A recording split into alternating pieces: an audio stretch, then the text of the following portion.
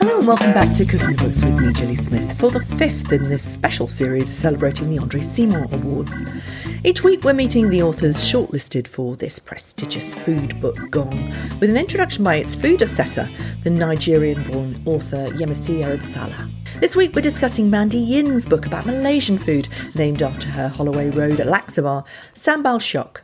Yemisi told me what propelled her book to the shortlist. My favourite characteristic of Sambal Shiok is that it comes out of the already acknowledged complex fusion of Malaysian culture. And then, is re-immersed into English food culture by the very courageous roots of London street food. That's quite a unique path. And then Sambal Shiok, the food, is the confident patois that is created from the push and pull of all these different factors and cultures. And added in is the seasoning of Yin's and her mother's personal touch. And for me, personal touches in the form of stories are fundamental to the kind of food books that I love. So even though Yin acknowledges the broader Malaysian cuisine that her food emerges from, she narrows Sambal Shiok's offerings to Peranakan Chinese. And Peranakans are descendants of early Chinese traders who married local Malay women. Also, the fact that the Malay word Nonya, a term of respect and affection for Peranakan women of prominent social standing, has come to refer to the cuisine of the Peranakans. All these merging and distinctions, they sound easy, but they're complicated processes that add powerful flavour to Yin's brand.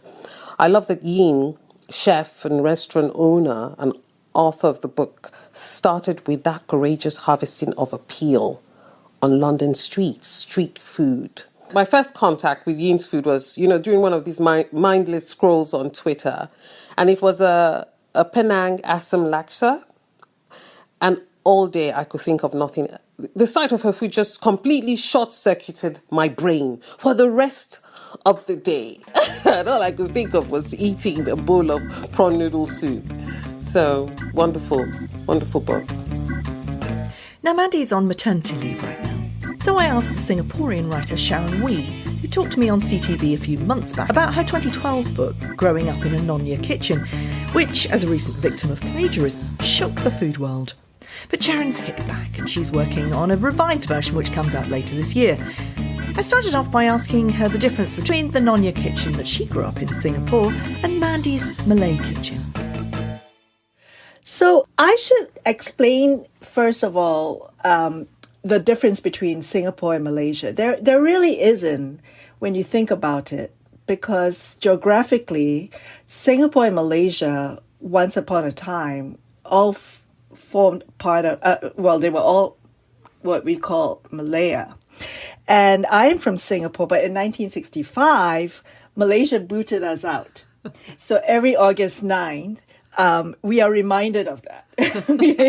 And so there's a lot of commonalities between Singapore and Malaysian food in the sense that there's a lot of spices used by the Malay community. And then there's also the Chinese food that came in with the immigrant Chinese. And there's also the Indian aspect of it. So it's very multicultural. Of course, over time, as Singapore and Malaysia are now two distinct countries, they have sort of increasingly diverged in terms of the names that they would call some of these dishes. We would call them differently. But, they were rooted all together at the same time, once upon a time. And even now, there are lots of Singaporeans who have relatives in Malaysia. I mean, I have friends who were born in Malacca. And also, their uncles or their aunts are still in Malaysia, vice versa. Yeah. And some of our most famous politicians actually grew up in Malacca. So linking back to Mandy is Peranakan, and that is evident in how she describes her father speaking Baba Malay. Her mother is from Penang. And so Mandy's book covers the three key hotspots of Peranakan food. And it resonates so much with me because Mandy also makes her memories come to life with vivid descriptions of the hawker centers, the night suppers, and the school canteen. So when I was reading that, I thought, wow, she shares a lot of the memories we both had growing up. And I also believe that Mandy's book answers a lot of the curiosity about Malaysia and to some degree Singapore food among UK readers in a way that my original book cannot. Mine was written for the Singapore audience. She's introducing Malaysian food to the UK, tailored for the UK with the right ingredients and descriptions. She used English descriptors, not the local titles for the dishes. And she goes to great lengths to show the preparations for the complicated ones. Yeah. And she explains. And some of the ingredients that she used, for example, brown sugar, that's more accessible in the UK market. But really, it's up to you if you wanted to substitute that with gula melaka, which is probably what was the original ingredient. It's really your choice. So Peranakan describes this particular community that are what you would call the first wave of Chinese immigrants who came to Southeast Asia, particularly in Malaysia, Singapore, Indonesia, and to some degree Thailand. And they could have come as far back as the 1500s. Now, at that point in time, the women from China could not actually leave the country from what I gather in reading historical books. So the men who came, they came to seek their fortune. But at the same time, they also, married with the local women. And they thus formed a community that over time intermarried among themselves. So I do have relatives spread far and wide, and you realize that almost everyone is interrelated. I probably am related to Mandy at some point somehow. So then we then had our own form of architecture, the decorative arts, and of course, most famous of all is the cuisine. Now, when you talk about Peranakans, there are two other terms associated with that. Babas, and the babas refer to the men, not uncles or babas can be little boys, can be older boys, older men, okay? And nonyas refer to the women. And that's a derivative of the Portuguese word doña. So baba, as we all know, culturally, lots of different cultures, they call their fathers baba. And then nonyas, in that same way, it refers to the women folk. When you're reading Mandy's book, what of the Nonya food do you kind of resonate with? Almost everything, because Mandy has done a really good job describing the habits within a Peranakan household. And just by the way that she's written it, you can really see that she really did grow up in this very rich cultural context that I recognize. So, from the way she's describing how she ate at home, the kind of food that was served on the table, those things I can connect with. You're absolutely right. It's a cuisine of high culture. And I suppose what I picked up from when we talked about your book, it was all about feasts. It was about celebration. It's about pulling out all the stops and being a bit showy, I suppose, because it is about showing off how well to do you are, isn't it? Is that one of the bedrocks of Nonya cuisine? In my book, I tend to elaborate on it a little bit more. In one particular chapter about the Lunar New Year, Chinese New Year. With Mandy's book, I think it's more about everyday food. So, for example, Laksa, we would have had it, let's say, on a Sunday afternoon, right? And she's also covered some of the very quintessential Nonya desserts like bubur cha-cha and rempah udang, but she has described that in English. So it took a while for me to recognize them until I saw the photographs. And I go, oh yeah, okay, this is Rempah Udang and that's Bubur Cha-Cha. So she's done a good job in doing that. And an example of that Lunar New Year feast, the prosperity toss fish salad, something that you all do for the 15 days of the new year. Now, tell me what happened when you read that one and why you chose that as your first food moment. It has become very popular in Singapore and Malaysia. But interestingly enough, we did not grow up eating that. It was a dish that was actually popularized by some of the more famous chefs in Singapore, in my case, in Singapore. And I believe it was also created in Malaysia, even earlier than that. So it's not something that you would have concocted at home. And throughout the 15 days, a lot of these restaurants would have this raw fish. We call them the raw fish salad. And it's like an icebreaker. You know, you have it as an appetizer before the main meals come, the main dishes come. And then you toss it, and there's a lot of symbols with it, you know. So it's become really fun, something quite interesting to do, quite fun to do. The thing is, what's been difficult is that not many people have actually documented this recipe outside of the restaurants. And so Mandy that's quite did. A rare find. It is a rare find. I mean, you have... it's not like we eat that every day for the 15 days, but, you know, when we go out for dinner and we hang out with friends, you could be tossing it at an office lunch across the table from your office enemy or in-laws or something. So it's a fun thing to do. And Mandy actually does list this. And that's been fun for me to finally see that recipe in a cookbook.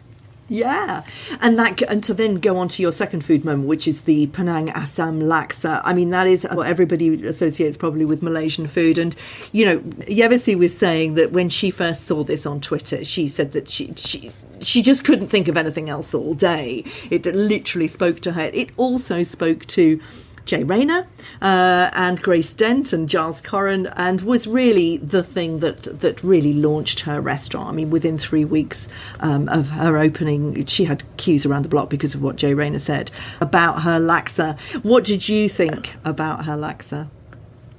Well, Mandy has listed 2 different laksas. There is the one that's coconut-based, which I grew up eating, which is the southern version, which you would find in Malacca and Singapore. And I think that's the one that's made her famous. However, Mandy has also included the Penang Assam Laksa, which I guess, you know, is because her mother grew up in Penang. Now, the Penang Assam Laksa is different, and it's reflective of the fact that it's from the northern part of Malaysia, where it's closer to Thailand. So it's more of a fish-based broth.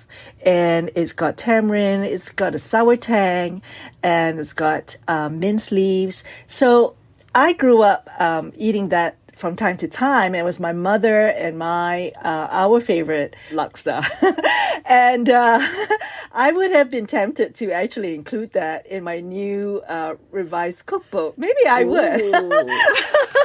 But, because I really like it. And you know what? To this day, I always fondly think of the flavors, you know, the tangy flavor. I think I need to, on my next trip, go to Sambal Shiok just to try that Penang Assam Laksa. I think you have to. I'll meet you there. Tell me about the essential Malaysian spices. Now, as you know, I spent the first 3 years of my life in Penang and Ipoh. My father was based there as an army officer, and my parents were absolutely fascinated with Malaysian food. Throughout my whole life, my parents were playing around with this particular recipe that they picked up while they were there. But it was based on the essential Malaysian spices, which are known as the 4 siblings or the 4 friends. And Mandy actually refers to it as the 4 friends. And clove, really important, cardamom, cinnamon and star anise. And these are the 4 particular flavours that my parents would put into this curry. Those are the dry spices. You then put the wet spices of fresh chilies and ginger and shallots and garlic with it, plus tamarind and turmeric and stem ginger. And I was looking through the whole book to try and find my parents' curry, and I actually found it. It's the red Malay Curry. And I'm so excited about this. I can't wait to make it this weekend. What is different about those 4 flavours to the food that you grew up with? The Nonya curry that I had was probably more, what would they would say, lemak. Lemak meaning, a lot more coconutty in that sense. It was more of a yellowish tinge than it would have been red, because there was turmeric. But let's not forget that for the most part, the curry that I grew up with was cooked from a curry powder. Whereas ayam masak merah, which is the red curry, I would think came with, spices from the ground up, right? I mean, it's all, you get essential. The different types of fresh ingredients and dry ingredients, and you blend it all together. So, which creates those layers, and that's the most important. And that's what Mandy does talk about. The difference between, really great Asian cooking is the layers of flavour. Right, and that's why the very distinct thing about any recipe in this context of Malaysia, Singapore, is that it's very individualistic. The kind of food that we're talking about, the laksas and the curries to a certain extent, they would be found in the hawkers' centres. Of course they would. Your third food moment takes us to the hawkers' centres that Mandy talks about. Tell people who've never been to a hawkers' centre why they absolutely have to do that. There were 2 things that Mandy describes in her book, which I really enjoyed reading. The first one was about the hawker centres and all that mix of sounds and sights and smell. And the other one is about the nighttime pasar malam, the nighttime market. Now, that is increasingly, the second one, the night market, is increasingly hard to find in Singapore. And if you do have that now, it's a lot more contrived. So the thing I liked about it was I've actually been to the one that Mandy describes in her book. The night market was a highlight of my growing up in the 70s as well. It disappeared in Singapore. So when I went to Malaysia and I went to this market in the 90s, I was really excited because they talk about the keropok, you find them and all the little snacks, etc. And she describes this thing called the stir-fried carrot cake. And she actually has the 2 versions, right? The white version and black version. And I remember going to my own wet market on Sundays. My sisters would probably bully me and make me go, and get all these little packets to bring back for breakfast, right? And we liked ours with more egg or, more dark sauce. So that was something that I really enjoyed reading. The other one about the hawker centres, that's very prevalent in both Singapore and Malaysia. And there is a famous one that she describes called SS2 Market, which I did ask a Malaysian friend of mine to read because I gave him a book. I gave him Sambal Shiok for his birthday. And I said, can you read? And he said, I recognize SS2. Mandy describes it so well in a sense that I had the same experiences as she did. So SS2, was something that they both had that experience, similar experience. For me, hawker centers in Singapore are the same thing. You have all these little stalls with whether it's chicken rice or laksa or mee siam or like what they call the economy rice. It's something that we all it's part of our daily living. If you need to get a takeout or you just want a quick meal, you go to the hawker center. Yeah. The other aspect that Mandy wrote was about the midnight suppers. And that is the one thing, when they talk about New York City, the city that never sleeps, they have never been to Malaysia or Singapore because, I can't find food at 4 a.m. in New York, let alone get mugged. But, in Singapore, Malaysia, particularly in Malaysia, I would think, you can go at, let's say, 2 a.m. after you've watched a football game on TV to get your roti canai. They call it roti canai in Malaysia. We call it roti prata in Singapore.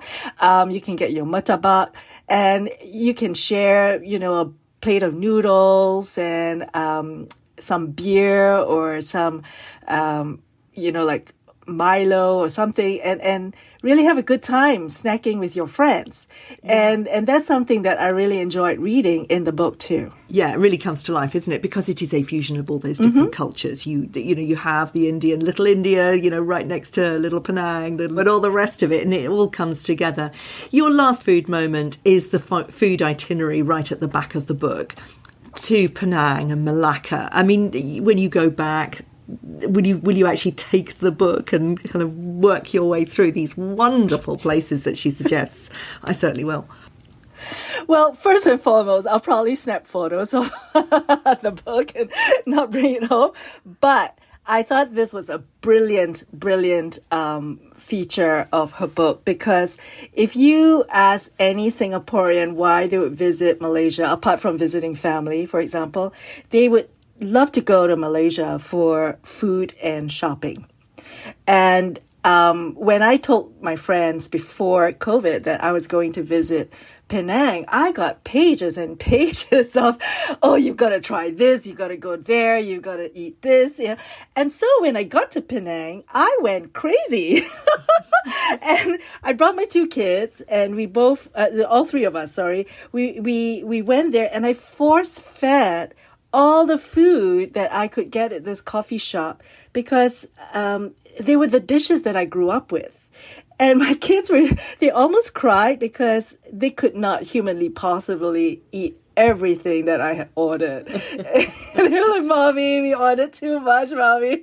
But, and some of these restaurants that Mandy writes about in her book, or lists them out in her book, similar to the ones that my friends have recommended to me as well, in Penang and in Malacca. Yeah. You're just finishing your revised version of your 2012 book. Did you learn anything about the way that Mandy talks about Nonya food? Did it bring it up to date for you, or is it just a real sort of confirmation of everything that you knew? First and foremost, I truly admire the fact that she writes it for her British audience in mind. It's a huge challenge for me because, 10 years ago when I came up with this book, it was really for a very different audience altogether. It was for the Singaporeans. And let's say Singaporeans who might have left the country would have, been able to connect with the book because they grew up and they knew what I was talking about. But if it's someone who has never visited Singapore, let alone try Singaporean Malaysian food, they would look at it and go like, wait a minute, what is this? And how do I wrap that? And so I think Mandy's done a really great job with the photos of how to wrap certain things and the step-by-step, which I am actually wondering how best to incorporate that into my book too.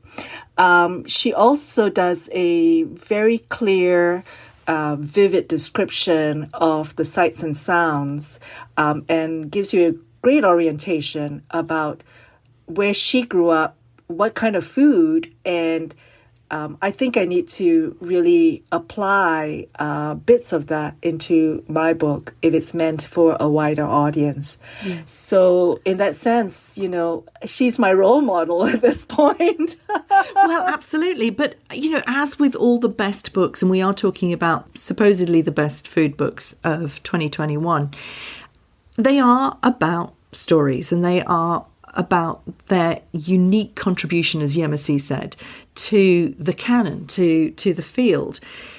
Hers is very personal, isn't it? You can hear the stories from her kitchen. That's what you really, really want in a book, isn't it? I think what I really enjoyed reading about Mandy's experiences was how similar it was to mine. I would think that, I'm probably a generation or half a generation older than she is. But, things haven't changed much, right? In a kind of family context where your father speaks Baba Malay and your mother is cooking. And then, the kitchen smells are probably the same. And the food that's on the table and the rice that we eat, she probably eats with a fork and spoon, like I did.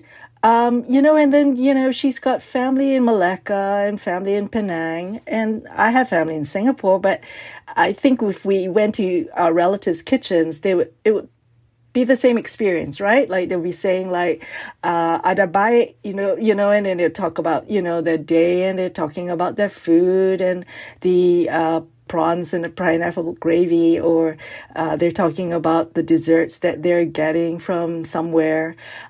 So that's why I really, increasingly as I keep reading this book, it just triggers a lot of memory for me. And it's not just the Peranakan aspect of it. It's also just the context of where she grew up in Malaysia. And then for me in Singapore, like the night market, the hawker center, the smells, and it all comes through. You can sort of feel the excitement in how she describes. And she's so proud to be Malaysian.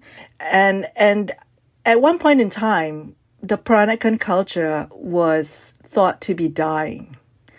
And I am so thrilled that with books like Mandy's and mine, we are bringing it back to life. And when you go back to Singapore or Malaysia, you see books like that, but not in the international arena. So Mandy's, in a way, is so groundbreaking because it's introducing the world to this really beautiful culture that not many would have been very familiar with. Thanks for listening. Please do get in touch on social media. I'm at Cooking the Books with Gilly Smith on Instagram and at Gilly Smith on Twitter. And sign up for my newsletter at gillysmith.com to find out about the Cooking the Books Supper Club at my house. And I'll be back next week with Yasmin Khan to discuss the next book on the Andre Simon shortlist, Ripe Fish.